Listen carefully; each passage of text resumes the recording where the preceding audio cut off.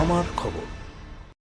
শান্তিপূর্ণ ও সুষ্ঠু নির্বাচন করাই মূল লক্ষ্য, এমনটাই স্পষ্ট জানিয়ে দিল নির্বাচন কমিশন। কোনো রকম অশান্তি বরদাস্ত করা হবে না বলে কঠোর বার্তা দেওয়া হয়েছে। বোলপুর মহকুমা প্রশাসনিক ভবনে এদিন সাংবাদিক সম্মেলন করে বিস্তারিত জানান বীরভূম জেলা শাসক ধবল জৈন, জেলা পুলিশ সুপার এবং কেন্দ্রীয় বাহিনীর আধিকারিকরা। প্রশাসনের তরফে জানানো হয়েছে, নির্বাচনের কাজে যুক্ত কর্মীদের সতর্ক করা হয়েছে। ডিউটিতে যোগ না দিলে কড়া ব্যবস্থা নেওয়া হবে। প্রয়োজনে চাকরির ক্ষেত্রেও প্রভাব পড়তে পারে। জেলায় ইতিমধ্যেই 51 কোম্পানি কেন্দ্রীয় বাহিনী মোতায়েন করা হয়েছে। ভোট গ্রহণ কেন্দ্র সহ বিভিন্ন জায়গায় ওয়েবকাস্টিং চালু থাকবে। সাধারণ মানুষের বড় ঘোষণা, এখনো পর্যন্ত জেলায় কোনো অশান্তির খবর নেই, তবে কোথাও সমস্যা হলে সঙ্গে সঙ্গে অভিযোগ জানানোর আহ্বান।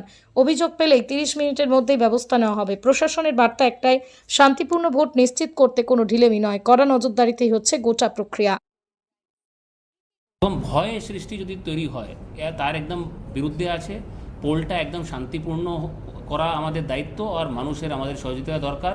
এছাড়া কোনো রকম প্রলোভন বা ইন্ডিউসমেন্ট বরদাস্ত করা হবে না।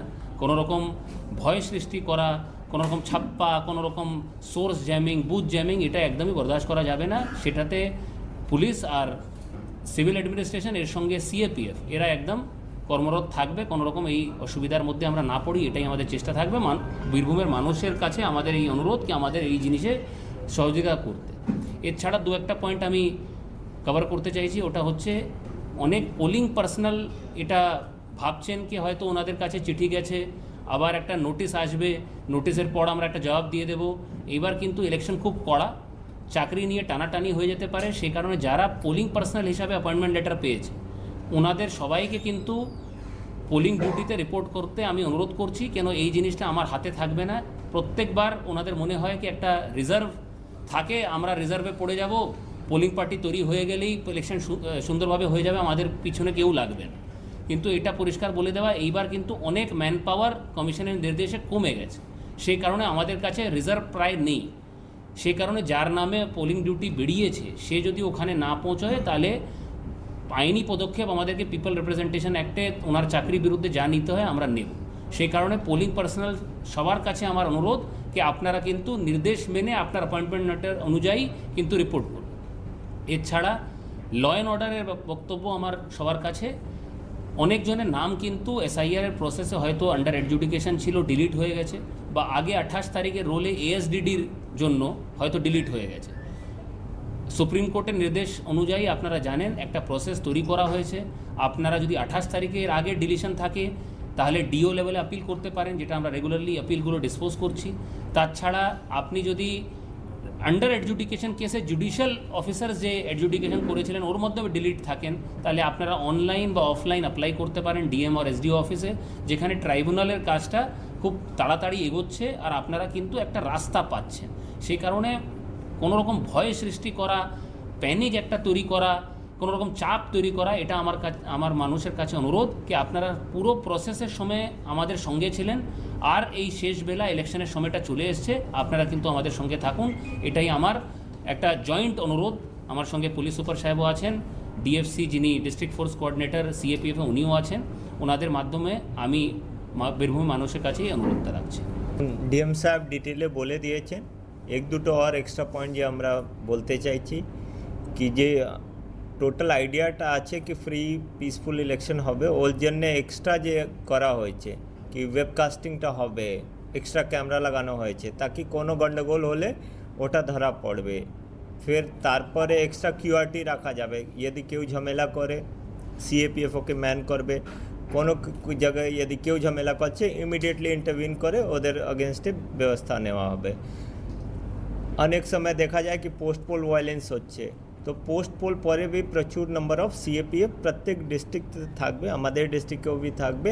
তো ভয় করার কিছু নেই। মানুষ কাছে রিকোয়েস্ট থাকবে কি আপনি পিসফুল আর নিজের ভোট দেন, অসুবিধা নেই, আমরা আছি, we will ensure free and fair election. Thank you. এই মুহূর্তে 51 কোম্পানি, 51 কোম্পানি ফোর্স আছে। কতটা আসবে যখন অব্দি ডিপ্লয়মেন্ট না আসে আমরা বলতে পারি। কোনো স্পর্শকাতর এলাকা চিহ্নিত করা হয়েছে, মানে কোনগুলো? আমাদের প্রত্যেকবারই ইলেকশন কমিশন গাইডলাইন অনুযায়ী আমাদের যেখানে যেখানে 21 বা 24-এ কোনো রকম গণ্ডগোল হয়েছে প্রি পোল বা পোস্ট পোল, তাকে একটা ভালনারেবল এরিয়া, আপনাদেরকে আগেও আমি যখন প্রেস কনফারেন্স করেছি বলেছি, ভালনারেবল ম্যাপিং করা হয়। ওখানে কারা ভয়ের মধ্যে আছে আর কারা ভয় তৈরি করছে তাদের একটা লিস্ট চিহ্নিত করা হয়। ওখানে ফোর্স মুভমেন্ট করে, ফোর্সের সঙ্গে শেয়ার করা হয়, পুলিশের এডিশনাল মুভমেন্ট থাকে, আমাদের অবজারভাররা ওখানে মুভমেন্ট করেন। ওখানকার বুথগুলোকে ক্রিটিক্যাল মার্ক করা হয়, যেখানে ওয়েবকাস্টিং, এডিশনাল ফোর্সের প্রেজেন্স, এই ডিপ্লয়মেন্টগুলোতে কনসিডার করা হয় যে মানুষের মধ্যে এই শ্রদ্ধাটা থাকে কি ইলেকশন ফ্রি আর ফেয়ার হয়। সিএমএসে কমপ্লেন করা যেতে পারে, 1950-তে কমপ্লেন করা যেতে পারে, আমাদের নাম্বারও সবার কাছে আছে, হোয়াটসঅ্যাপেও করা যেতে পারে, অবজারভারগুলোকেও আমরা নাম্বারগুলো নিউজ পেপারে পাবলিশ করেছি। যদি এরকম কোনো কমপ্লেন পড়ে, আমার কাছে এই মুহূর্তে আসেনি, যদি পড়ে আমরা একদম যেভাবে নিয়ম মেনে ইনকোয়ারি করি ওইভাবে ইনকোয়ারি করে রেজাল্টটা নেওয়া হবে। যদি এরকম কিছু পাওয়া যায় অ্যাকশন নেওয়া হবে মডেল কোড অফ কন্ডাক্টের আন্ডারে যা আছে। অভিযোগ পড়ার কতক্ষণের মধ্যে আপনারা অ্যাকশন নেবেন? এই মুহূর্তে পোল ডেতে আমরা আধ ঘন্টার মধ্যে অ্যাকশন নিই, আর পোল ডের আগে 100 মিনিটের মধ্যে সিভিজিলে যতগুলো কমপ্লেন পড়ছে আমাদেরকে ইমিডিয়েটলি অ্যাকশন নিতে হবে। সব সাধারণ মানুষই কি অভিযোগ দেবে? এই একদম সাধারণ মানুষে প্রায় 1500 অভিযোগ আমরা পেয়েছি, যার মধ্যে একটাও এখন পেন্ডিং নেই। সোনার গহনায় গল্প বলে যাওয়া ভরো জুয়েলার্স, অনুপম স্পর্শের ছোঁয়া,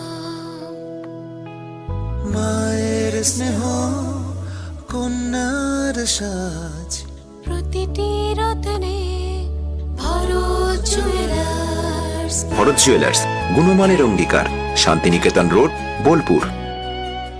দেখতে চোখ রাখুন আমাদের ফেসবুক ও ইউটিউব চ্যানেলে।